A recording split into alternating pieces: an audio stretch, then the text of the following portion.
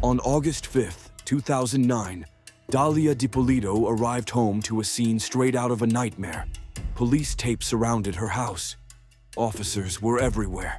And then, she received the devastating news. Her husband of 6 months, Michael, had been murdered in a botched robbery. I'm Sergeant Ramsey. I'm the one that called you. Thank you for coming. I'm sorry to call you. Listen, we had a report of a disturbance at your house, and there were shots fired. Is your husband Michael? Okay, I'm sorry to tell you, ma'am. He's been killed. He's been killed, man. I'm sorry. No, he's not. Listen. No. Try to calm down. No. Listen, right now we need to get you to the station. No. We need to get you to our police station. I want to see him. I can't let you in, man. We have to do our job. If you want us to find his killer, okay? We need you to calm down. I'm gonna need you to go with these detectives, okay? Does he have enemies? Her reaction was immediate. Shock, uncontrollable grief, broken woman collapsing into the arms of detectives. It was heartbreaking to watch. But there is one crucial thing you need to know about this scene. Michael is alive. The crime scene tape is just scenery. The officers are actors in a grand play, and Dalia, she isn't a grieving widow. She is the mastermind who paid $7,000 to have her husband executed just days before. This isn't just a story about a murder plot. It's a masterclass in manipulation. Today, we are breaking down the police sting that captured one of the most audacious acting performances in criminal history. To the outside world, Dalia and Michael Dippolito were newlyweds, enjoying life in Boynton Beach, Florida. Michael, a convicted con man trying to turn his life around, was completely smitten with his new wife. But Dalia had other plans. She didn't want a marriage. She wanted Michael's money and his condo. But she didn't want the hassle of a divorce. She needed a permanent solution. She began asking around for a hitman. Word reached the police, and they set a trap. They introduced her to a hitman named Mohammed.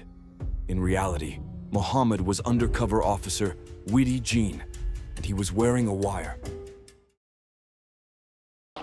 At the house, like how soon could you do it? I could do it Wednesday morning. You know, he gets 2 in the head. That's it. You know, I take a couple things with me, break a couple windows, make it look like a robbery that went bad. It's all over. I'm gone out of there. I'm a lot tougher than what I look. I know you're like, oh, what a cute little girl, whatever. You know, but I'm not.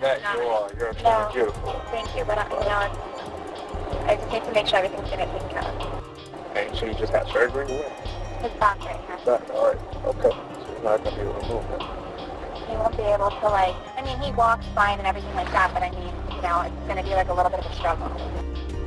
Between now and when it's done, you know, you have to have an option to change your mind. Even if you change your mind, I'm talking to him. There's no changing, there's no, I'm determined already. I'm positive, 5,000% sure.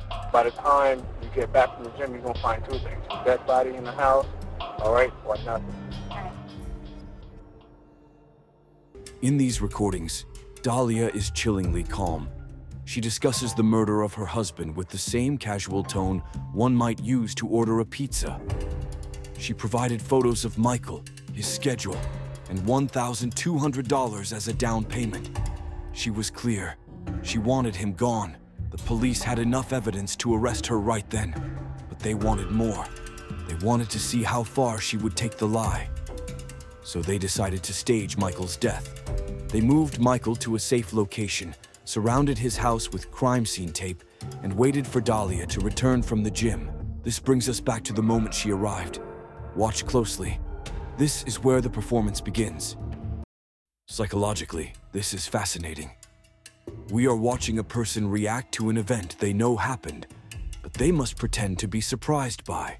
Notice the theatricality of her reaction, the loud sobbing, the collapsing. It's what someone thinks grief looks like based on movies. Real trauma shock is often quieter, more confusing. Dalia's performance is too loud, too fast, and too perfect. Police brought Dalia to the station, still letting her believe Michael was dead. For hours, she kept up the act, crying for the cameras in the interrogation room.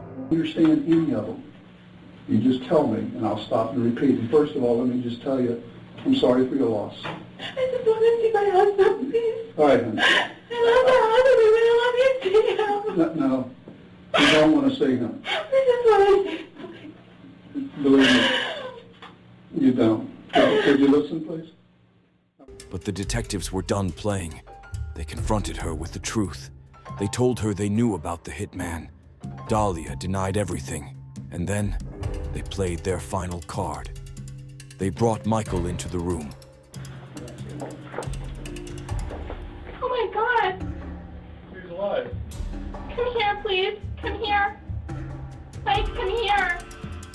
Come here, please. Come here. Can't fix it. Why not? I didn't do anything to heard you. you. Mike, come here, please. Come here. Okay. Mike, we'll take her back. Wilson, please. Come on. Look at her face in this moment. This isn't relief that her husband is alive. This is a narcissistic collapse. Her reality just shattered. The mask doesn't just slip, it completely falls off. She doesn't cry tears of joy, she freezes. Dalia Dippolito thought she was the director of a perfect crime story. Instead, she became the star of the police department's most successful production. Her performance at the crime scene may have fooled some, but the hidden cameras revealed the true nature of a cold-blooded manipulator. If you enjoyed this analysis of deception, make sure to subscribe. We dig deeper into the criminal mind beyond the headlines. Thanks for watching.